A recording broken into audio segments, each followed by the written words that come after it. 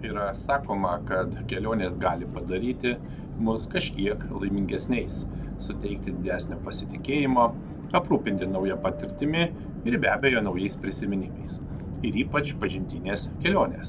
Taigi šį kartą pažintinė kelionė į Jekabpilį. Tai puikia proga atrasti vieną iš istorinių Latvijos miestų, įsikūrusią abipus Dauguvos upės. Šis miestas žavi ne tik savo gamtą ir kultūriniu paveldu, bet ir turtinga praeitimi. Na ir ypatingai svarbu apsilankyti Krustpilio pilyje, viename seniausių ir reikšmingiausių architektūros paminklų Latvijoje, menančiame viduramžių laikus. Pilies apžiūra leidžia geriau suprasti regiono istoriją, architektūrinius pokyčius, na ir žinoma Latvijos kultūrinį paveldą. Nuo Šiaulių iki Jekabpilio yra apie 230 km, taigi po kiek daugiau nei 2 valandų pasiekėme pilį.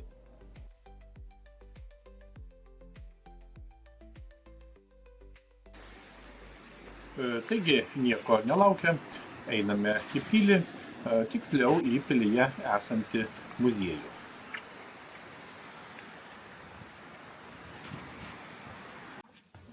Krustpilio pilis dokumentuose pirmą kartą minima 1237 metais. Kelis šimtmečius pilis priklausė baronų von Korfų šeimai, na, o atlikus didelius rūmų rekonstrukcijos ir tobulinimo darbus, dabartiniu metu rūmų sales ir plačius koridorius galima apžiūrėti su naujomis ekspozicijomis apie miesto istoriją.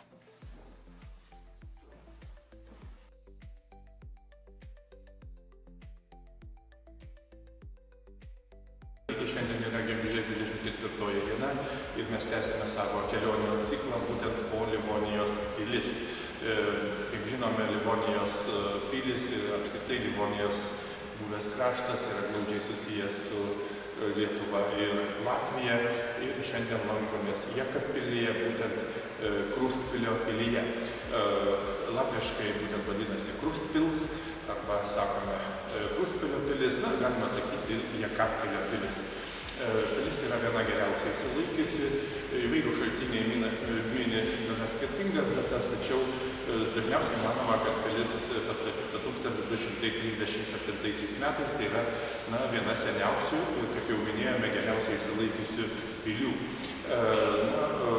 Taip pat čia yra įsteigtas muziejus, Jekabpilio krašto muziejus, galima sakyti savivaldybės muziejus, ir tai vienas seniausių savivaldybių muziejų Latvijoje, įsteigtas 1920 metais. Na, čia saugoma daugiau negu 40 tūkstančių įvairių eksponatų, dokumentų, ir kitų įdomių dalykų.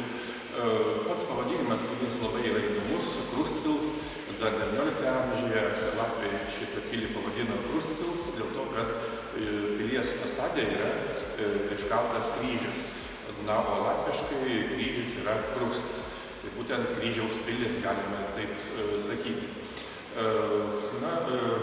Jekabpilis apskritai nėra didelis miestas, apie 20 tūkstančių gyventojų, tačiau čia toks geografiniu požiūriu svarbus centras, nes ėjo kelias į Latgalą, iš Rygos į Daugpilį, ir iš tiesų be abejo viduramžiais, stovėjo tikrai svarbi reikšminga Livonijos pilis.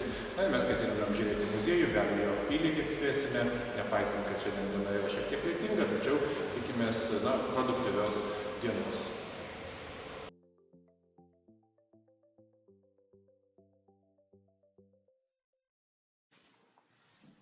Šiandien yra šeštadienis, pilis kaip taisyklė yra atvira lankytojams, siūlo įvairias ekspozicijas, žinoma, edukacinės programas, teminės ekskursijas. Ir muziejuje galima susipažinti su Jekabpilio istorija, senųjų tikėjimų bendruomenėmis, vietos pramonės raida, ypač 19-20 amžiais, taip pat kovomis už laisvę 20 amžiuje, senovinė istorija, ir gana įdomių objektų, būtent Struvės geodeziniu lanku.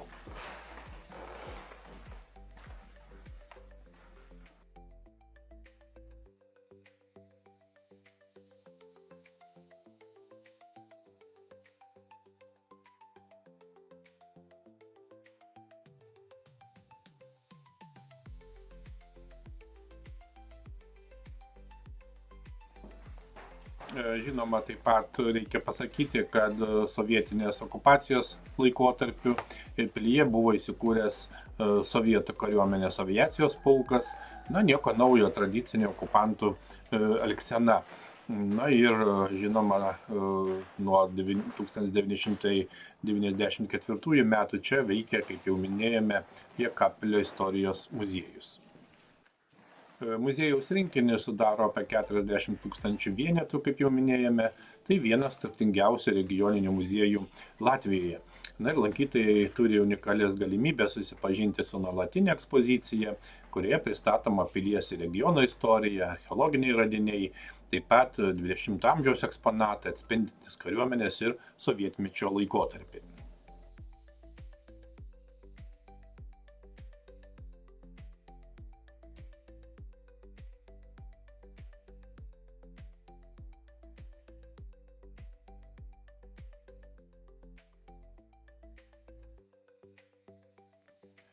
Kaip jau sakėme, pilis pradėta statyti 1237 metais, nors tikslios datos kaip ir nėra. Pilis statyta kaip gynybinė tvirtovė. Vėliau, vėlesniais šimtmečiais, ji transformavosi į reprezentacinę rezidenciją, ypač valdant baronų von Korfų šeimai, kuri valdė pilį daugiau nei 300 metų. XIX amžiaus viduryje interjerui suteiktas istorizmo stilius, tačiau išliko ir senesnių elementų, tokių kaip vartų bokštas, pagrindinės sienos, šaudymo angos, skliautinės konstrukcijos bei langų angos.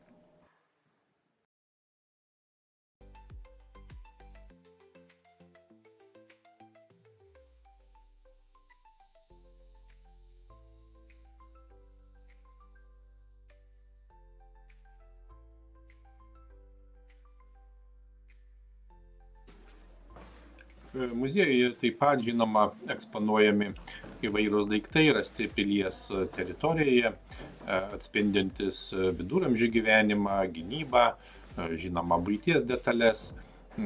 Tai ir senoviniai ginklai, buities indai, papuošalai, monetos. Muziejaus lankytojai taip pat gali apžiūrėti autentiškas pilies rūsio dalis, seniausius mūrinius fragmentus, vartų bokštą, kaip jau minėjome, ir daug kitų įdomių dalykų. Kaip matome, pilies interjeras išties yra derinys autentiškų viduramžių mūrinių konstrukcijų, istorinių baldų ir daiktų, edukacinių ir įvairių interaktyvių ekspozicijų.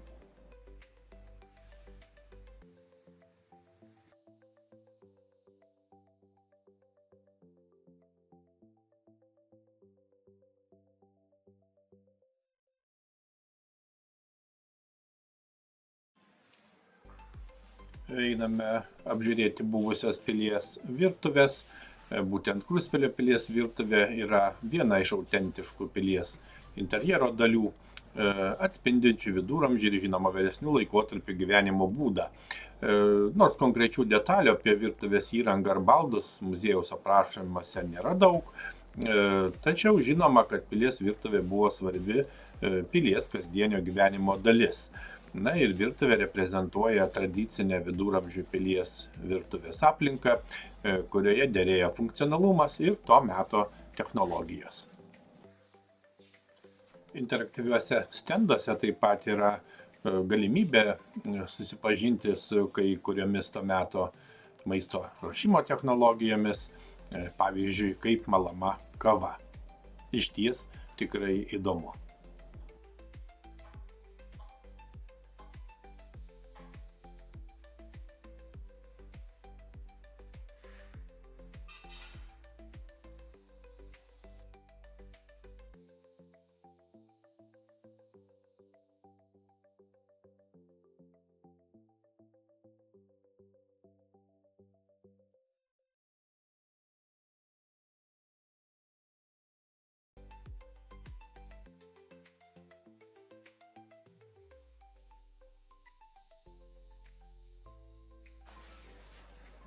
Einame toliau į dar vieną salę. Ir čia eksponuojama bokalų kolekcija. Išties gausi kolekcija. patys įvairiausi bokalai.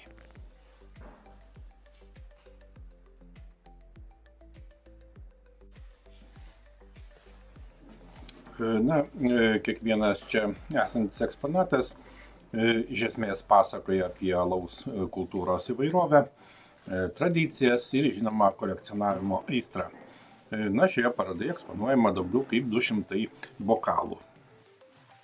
Ir be abejonės tai išties unikali proga pažvelgti tikrai įspūdingą pasaulį, kuriame alus yra ne tik gėrimas, bet ir menas bei kultūros elementas. Išties didelė įvairovė, kaip matome, spalvos, formos, kilmė, ir daug kitų įvairių niuansų čia galima pastebėti.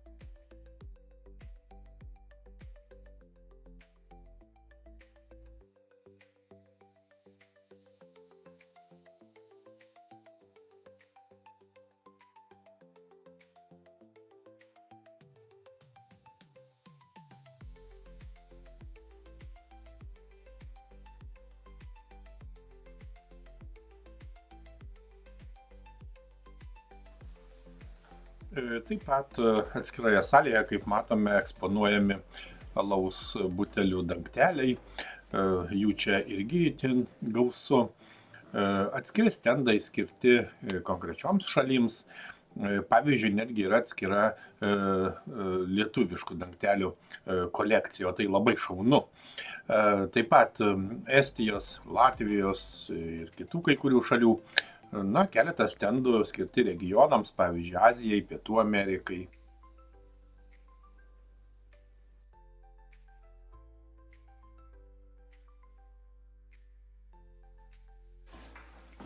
Reikia taip pat pasakyti, kad Krustpilio pilis yra ne tik svarbus istorinis paminklas, bet ir aktyvus kultūros centras, reguliariai pristatantis įvairias meno parodas.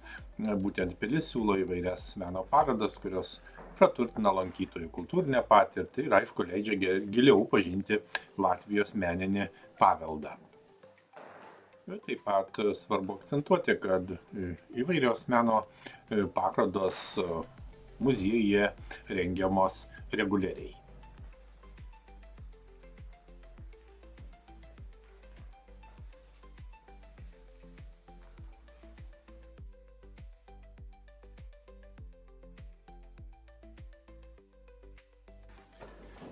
Apžiūrime dar vieną ekspoziciją, nedidelis kambarys, būtent tai buvę guvernantės apartamentai. Galima susidaryti vaizdą, kaip gyveno pilies guvernantės.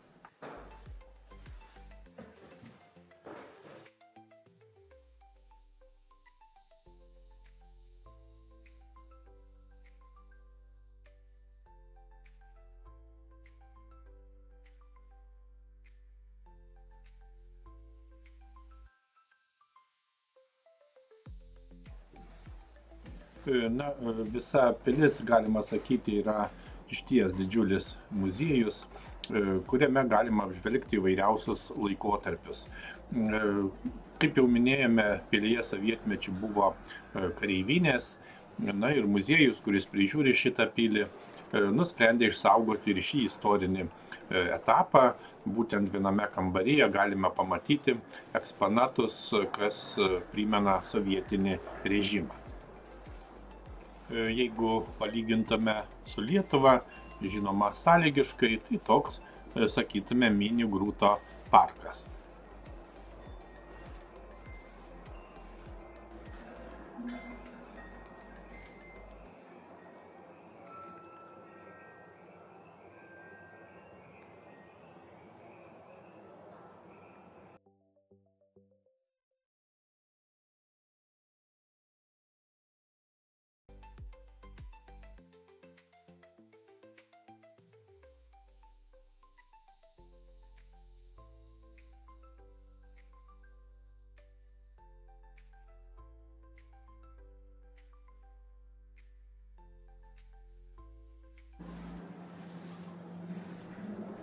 Muziejuje yra ekspozicija, kaip jau minėjome, skirta sovietmečio laikotarpiui, kuris apima laikotarpį nuo Antrojo pasaulinio karo pabaigos iki 1993 metų, kai pilis buvo naudojama sovietinės armijos reikmėms.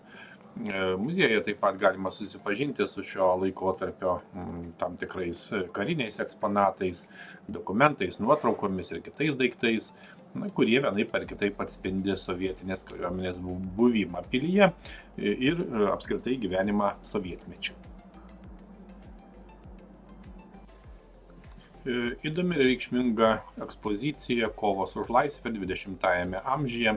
Ši ekspozicija skirta sovietinių represijų laikotarpiui.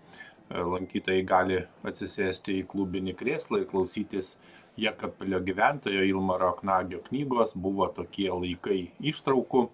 Ant vienos sienos rodomas į Sibirą ištremtų miestiečių sąrašas, o senovinėme televizoriuje galima pamatyti mėgėjišką vaizdo įrašą apie Lenino paminklo pašalinimą Jekapilyje. Ši ekspozicija neabejotinai sukuria gilų emocinį ryšį su lankytojais, perteikdama praeities įvykių svarbą ir jų poveikį bendruomeniai.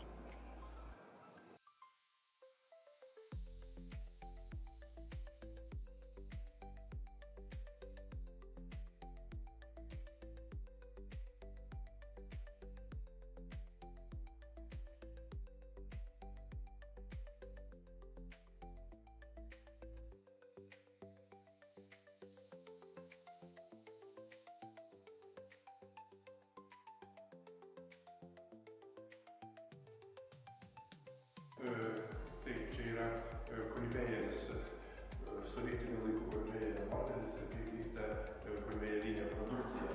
Galima sukti ir interaktyvus modelis pasižiūrėti.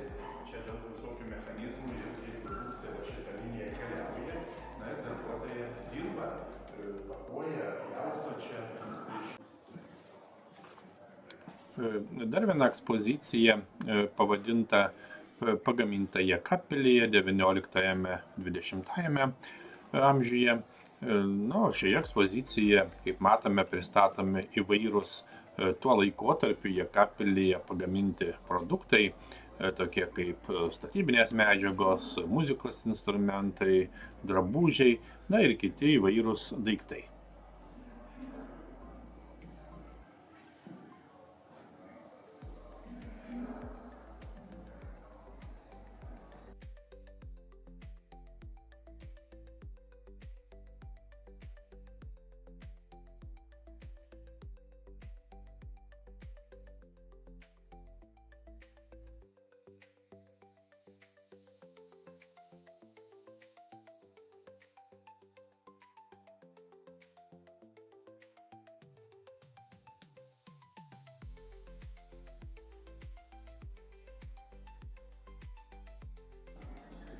Apžiūrime muziejų toliau. Kitoje salėje, pavyzdžiui, yra informacija apie aviaciją, būtent apie Karlį Skaubitį. Karlis Skaubitis buvo pirmasis latvių kilmės aviatorius, kilęs iš Krūspilio parapijos. Jis buvo ne tik entuziastingas oro balionų pilotas, bet ir aviacijos konstruktorius. Ir čia netgi yra oro baliono modelis.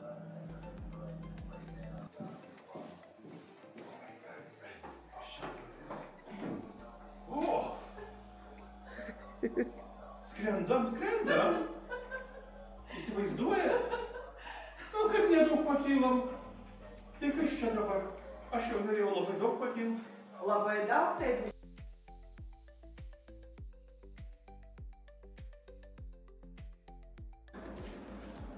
Taip pat yra ekspozicija Senvesturė. Čia lankytojai gali susipažinti su Jekapilio apylinkių archeologiniu paveldu. Joje eksponuojami radiniai, atspindi senovės gyventojų gyvenimo būdą, amatus ir kultūrą. Ir logiška, kad ši ekspozicija leidžia giliau suprasti regiono istoriją, būtent nuo seniausių laikų iki viduramžių.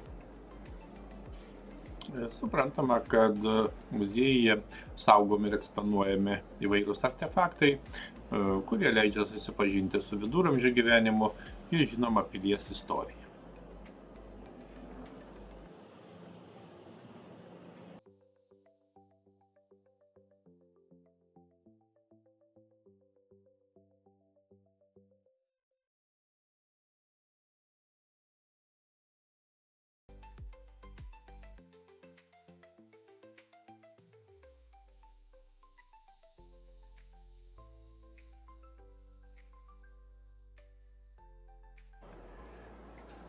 Viena iš ekspozicijų, būtent Struvės geodezinio lanko punktas Jekapilyje, taip pat pristato mokslinį paveldą susijusi su geodeziniais matavimais, kurie buvo svarbus žemės formos ir dydžio nustatymui. Šis punktas be to yra įtrauktas į UNESCO pasaulio paveldo sąrašą. Interaktyviai pristatomas Struvės geodezinis lankas, būtent XIX amžiaus geodezinė trianguliacijos grandinė, kuri buvo sukurta tiksliam žemės dienovidinio lanko ilgiui nustatyti ir apskaičiuoti. Ši grandinė apima apie 2820 km ir jungia 10 šalių.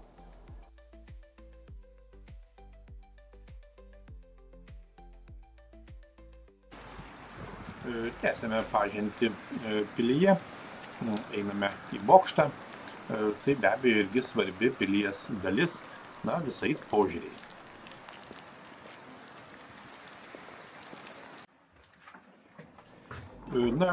Krūstpilio pilies bokštas neabejotinai yra viena iš svarbiausių pilies architektūrinių dalių, išlikusi iki šių dienų ir turinti didelę istorinę vertę. Bokštas yra pilies vartų dalis ir pasižymė autentiškais viduramžių mūriniais elementais. Pavyzdžiui, yra šaudymo angos, kurios liudija apie pilies gynybinę paskirtį.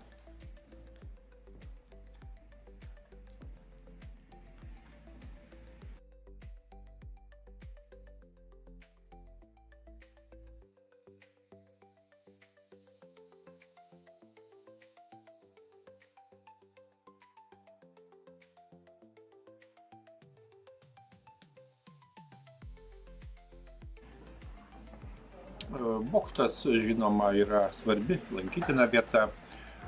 Būtent iš bokšto, nuo bokšto viršaus atsiveria išties puikiai Jekapilio miesto panorama. O viduje, kaip matome, įvairiuose aukštuose yra dažnai rengiamos meno parodos. Atnaujinto bokšto viršuje įrengta apžvalgos aikštelė, kaip jau sakėme, iš kurios atsiveria nuostabi Jekapilio miesto panorama ir, žinoma, Daugavos upės vaizdai. Tikrai puikiai vieta fotografijoms ir miesto apžvalgai iš aukščio skrydžio.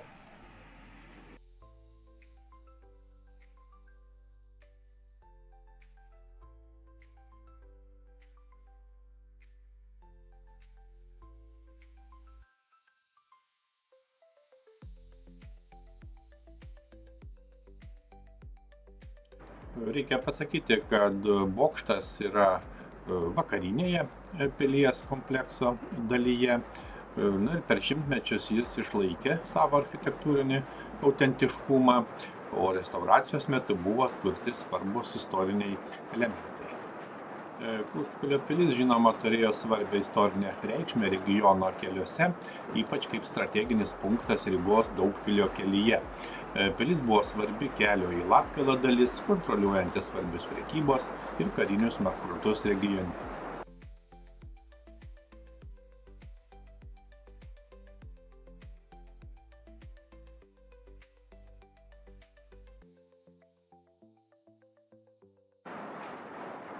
Per ilgą istorinį laikotarpį pilis priklausė įvairiems valdovams, tarp jų 16 amžiuje Lenkijos karaliui Steponui Batorui ir baronų von Korfų šeimai, kaip jau minėjome, kurie valdė pilį iki 20 amžiaus pradžios. Pilies vieta leido kontroliuoti kelių eismą ir užtikrinti teritorinę apsaugą, todėl pilis buvo reikšminga tiek kariniu, tiek administraciniu požiūriu.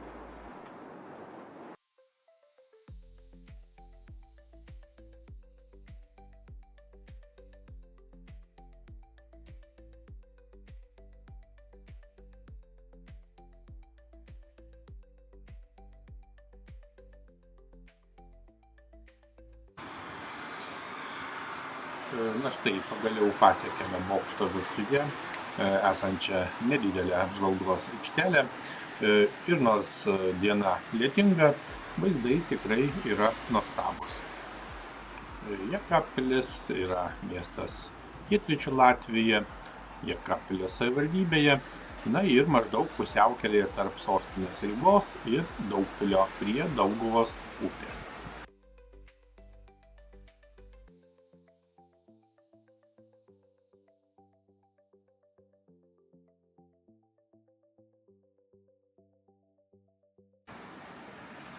Na štai, pilis daugiau ar mažiau apžiūrėta, tikrai puikūs įspūdžiai, gausu įvairios informacijos. Einame toliau į informacijos ir lankytojų centrą ir ten dar kažką pamatysime.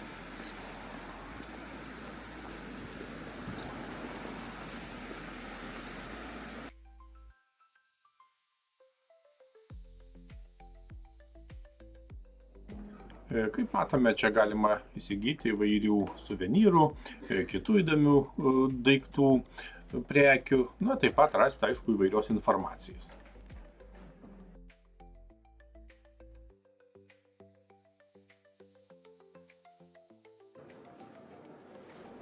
Atnaujintame lankytojų centre, kuris įsikūręs buvusioje dvaro klėtyje, cokoliniame aukšte restauruota patalpa, kurioje anksčiau buvo sovietų armijos karceris. Lankytojai čia gali pamatyti autentiškas detalės, tokias kaip medinės sijos, betoninės grindys ir originalios durys. Na ir žinoma, prisėsti ant suolelio galima pasiklausyti buvusio kareivio pasakojimo.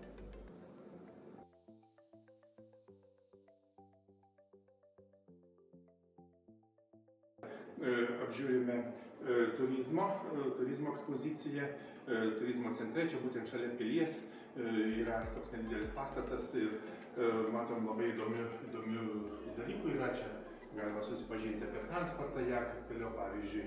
Tai gana praktiška, gali pasižiūrėti, susipažinti ir daug sužinoti. Lygiai taip pat važiuoja įvairios čia mašinos, pavyzdžiui, matot, važiuoja ir galima su įvairiais istoriniais laikotarpiais taip pat susipažinti ir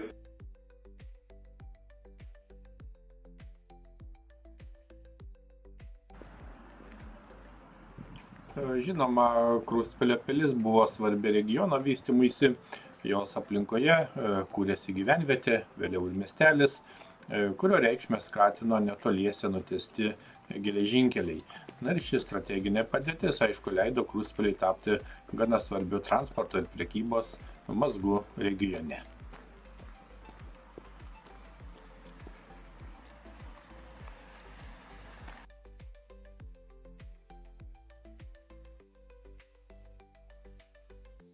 Taigi, aplankyti šią pilį tikrai verta. Na, bent jau dėl 3 pagrindinių priežasčių. Pilis yra viena seniausių pilių Latvijoje, tai yra buvusio Livonijos ordino pilis ir pilis be abejo gyvas regiono istorijos liudininkas. Keliauti po istorinės vietas yra svarbu, nes tai leidžia tiesiogiai prisiliesti prie praeities, geriau suprasti tautos tapatybę, kultūros raidą ir žinoma žmonių patirtis. Tokios kelionės padeda suvokti, kad istorija ne tik vadovėlių tekstas, bet ir gyva, regima, juntama realybė, kurią galima patirti per architektūrą, daiktus, erdves ir vietos pasakojimus.